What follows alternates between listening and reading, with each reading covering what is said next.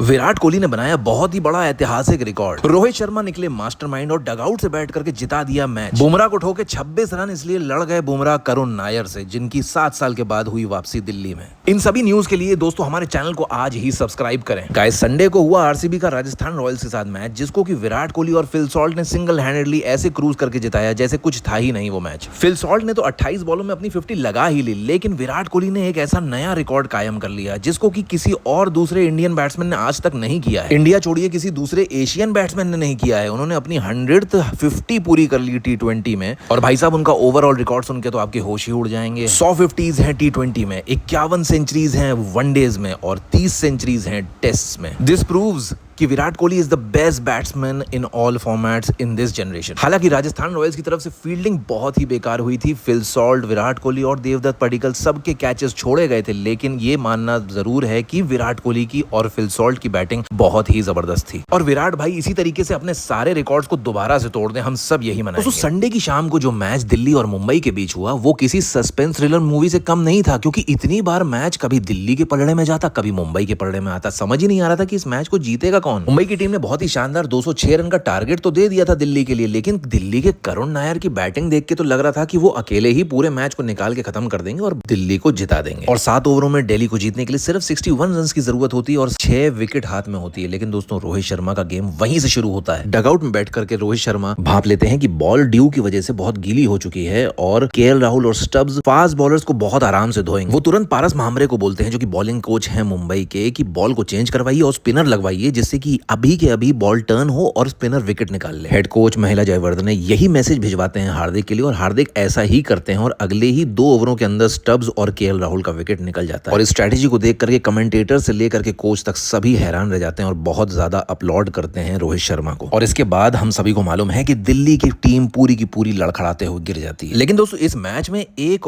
और बहुत ही spicy moment होता है, जब खास करके करुण नायर मारना शुरू करते हैं बुमराह की बॉलों पे। देखिए, करुण नायर 7 साल के बाद वापसी की है आईपीएल में, इसीलिए किसी को भी उनकी बैटिंग का स्टाइल का ज्यादा अंदाजा नहीं था। बुमराह को 8 बॉलों में 26 रन निकाल लेते हैं और उन्हीं के ओवर में अपनी 50 भी पूरी करते हैं। और आज तक किसी दूसरे इंडियन बैट्समैन ने इतना नहीं ठोका है बुमराह को। और बट ऑब्वियस, इसीलिए बुमराह थोड़े से खींचे हुए थे। होता कुछ ऐसा है दोस्तों कि करुण नायर जब उनके ओवर में सेकंड रन ले रहे होते हैं, तो नॉन स्ट्राइकर एंड में बुमराह बीच में खड़े हो जाते हैं पिच में और करुण नायर उनसे भिड़ जाते हैं। ये चीज बुमराह को पसंद नहीं आती है। वो करुण नायर को ओवर खत्म होने के बाद बहुत सी बातें बोलते हैं, गुस्सा करते हैं उनके ऊपर, जबकि करुण नायर ने अपनी तरफ से कोई अग्रेशन शो नहीं किया था पहले। लेकिन फिर जब बुमराह उनको बोलते हैं तो करुण नायर भी बोलते हैं। बीच में हार्दिक पांड्या एक अच्छे लीडर की तरह आकर के रुकवाते हैं। करुण नायर से कहते हैं कि ठीक है, चलो कोई बात नहीं, जो हो गया होता रहता है। लेकिन वहीं किनारे खड़े होकर रोहित शर्मा बहुत मजे ले रहे होते हैं, क्योंकि उन्हें दिखता है करुण नायर बहुत अच्छी बैटिंग भी कर रहे हैं और गलती उनकी नहीं, बुमराह की थी, जो बीच में खड़े हो गए थे। लेकिन guys, all's well that ends well, क्योंकि मैच के बाद हार्दिक पांड्या बहुत तारीफ करते हैं करुण नायर की, बोलते हैं कि उन्होंने हार्डवर्क बहुत किया है डोमेस्टिक लेवल पे, और बुमराह भी उनसे हैंडशेक करके बहुत अच्छे से बात करते हैं। इन सभी बातों पर क्या कहना चाहेंगे दोस्तों, एक बार कमेंट सेक्शन में जरूर बताएं और हमारे वीडियो को लाइक करें और भाई प्लीज सब्सक्राइब जरूर करें।